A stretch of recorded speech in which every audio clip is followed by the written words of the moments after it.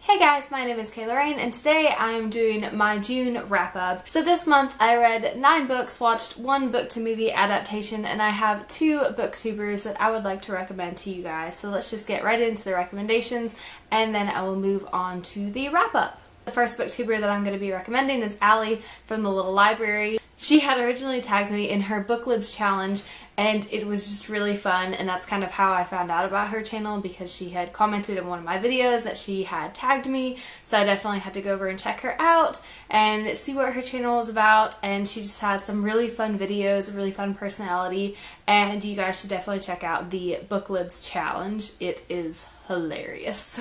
And then I have a more recent booktuber that I just discovered at the end of this month, and that is Chantel from Book Hands, and she just started booktube about a month ago, and the videos that she's putting up so far are really fun, really thoughtful. She just has this really great personality, and her videos are really enjoyable to watch, so you should definitely check her out. So the first book that I read this month was Crown of Midnight by Sarah J. Maas, and this is the second book in the series. I ended up reading this for a year-a-thon because the theme this month was to catch up on a series, so I wanted to try to catch up on the Throne of Glass series. I ended up giving this a 3.5 out of 5 stars. I'm not going to say too much about this book because I don't want to spoil anything, but it is a continuation with the Throne of Glass series, so it's following Selena Sardathion, who is an assassin, and I felt like this book gave me more of what I was missing in the first book as far as character development goes and storyline, and this is kind of more of what my expectations for what the series would be. So I was impressed with this book, I liked it, and it definitely intrigued me to continue on with the series. Which leads me to Heir of Fire by Sarah J. Maas. I ended up giving this a 4 out of 5 stars, and I feel like for me this series really is getting better as I go along. I'm loving the character development, I'm loving the addition of new characters in this book. Manon was seriously one of my favorite characters to follow along in this story. I thought it was just very interesting to see kind of that bad guy side, but also kind of feeling attached to a villainous character, and just the storyline in this book for her was really fun and evil and twisted, but good, and I enjoyed it. I also just really loved Dorian's storyline in this. I felt like this was a step in the right direction as far as side character storylines going in these really crazy directions. It's just going to make the series so good as it continues, because we're getting more depth with our side characters and just seeing these side stories that I'm hoping will come together so well in the end. So I ended up giving this a 4 out of 5 stars because I feel like it's just really coming together as a series at this point. And then finally for a year-a-thon, I picked up The Kill Order by James Dashner, gave this a 4 out of 5 stars. I'm not going to say too much about this because I do have a book review which I'll link in the down bar below, but it is a prequel to the Maze Runner series, and it follows different characters than from the main Maze Runner series, so it's like a setup novel as to how the characters got to where they were, rather than what the characters were doing before all that happened. So that's all I'm going to say on this. And then I participated in Rainbowthon, which was a rainbow readathon, and you just picked out books that spines had the different colors of the rainbows, and of one rainbow, and I read some books for that. And the first one was The Martian by Andy Weir, and I gave this a 5 out of 5 stars. This is about an astronaut, Mark Watney, who ends up getting left behind on Mars, and he is left in a very precarious situation where he only has enough supplies to last him X amount of days. He is in a device that is only supposed to last X amount of days, and he has to find a way to survive until the next landing on Mars comes around, which is in 4 years. It's not looking too good for him. This is an excellent survivor story. It is set in space. It is very scientifically minded and written, but it is fantastic, relatable. The main character in this is hilarious. I loved reading his point of view, and I just wanted more of it, and I'm very, very pumped about the movie. I've watched a trailer, and it seems like they might be going in a little bit of a different direction in some parts, but that's okay as long as they keep Mark Watney's humor in there. I will be thoroughly pleased with that movie. Next for Rainbow-thon, I have my yellow book here, which is actually a graphic novel, and this is Watchmen by Alan Moore and Dave Gibbons.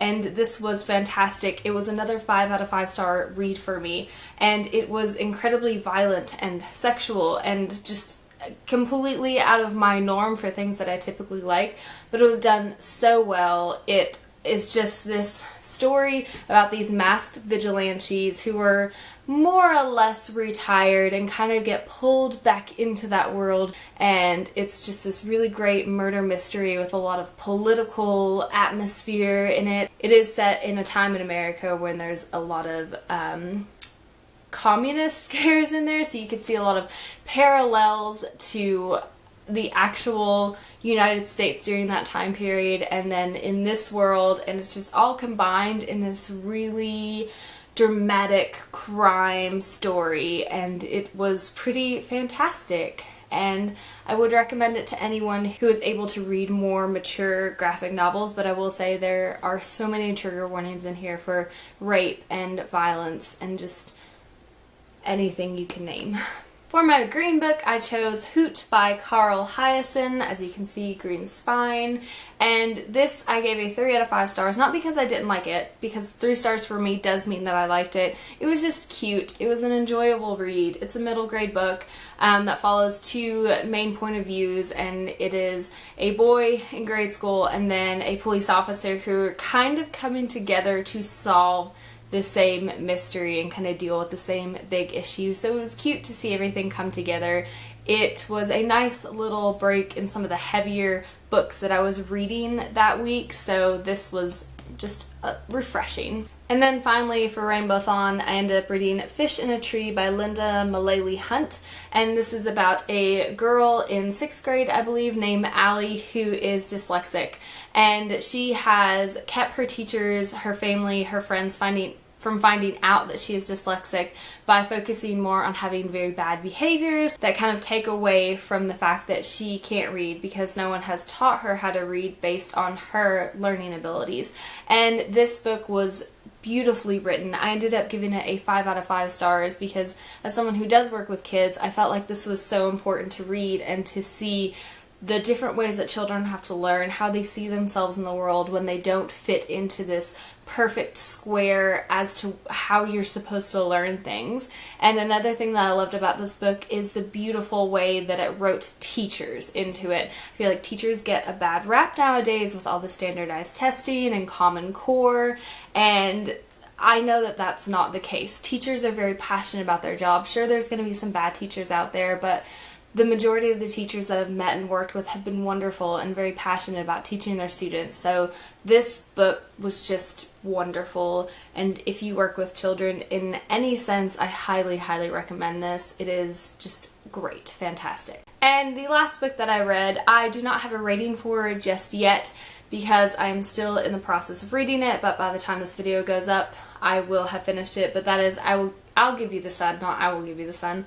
I'll Give You the Sun by Jandy Nelson. It has 2 main point of views. There's one point of view from Noah when he's 13 years old, and then the other is from Jude, his sister, when she's 16 years old. The writing is incredibly metaphorical, so if that's something that you're not into, this might not be the book for you. It's thrown me off a little bit. I do enjoy that, but this is just a very artsy book is really the only way that I could put it. It's like reading a piece of artwork, basically, which I do enjoy.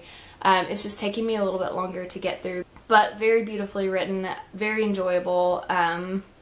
I will let you guys know what I thought about it on Instagram when I rate it. And finally, I watched Watchmen, which is the adaptation of the graphic novel Watchmen, and as far as a rating goes for this, I would give it a 3.5 out of 5 stars. And my main reasoning for that is it was such a faithful adaptation to the graphic novel that it was almost a pain and boring to sit through. Not saying that it's not a good thing, but I think the timing that I had to watch it from just having finished the graphic novel and then watching it, it was like just reading the same thing over again. Maybe it's just because the graphic novel already had those very descriptive visuals in there that really let me know what this scene looked like. That just made the movie not that intriguing to me, because it was basically like just bringing the pictures to life, which is what a movie is, but it was like almost scene to scene exactly what it was in the graphic novel. So for me, it just wasn't enjoyable to have just read that and then watch the same thing. I don't know. But it was good. It was a really faithful adaptation, and the actors did really well in it.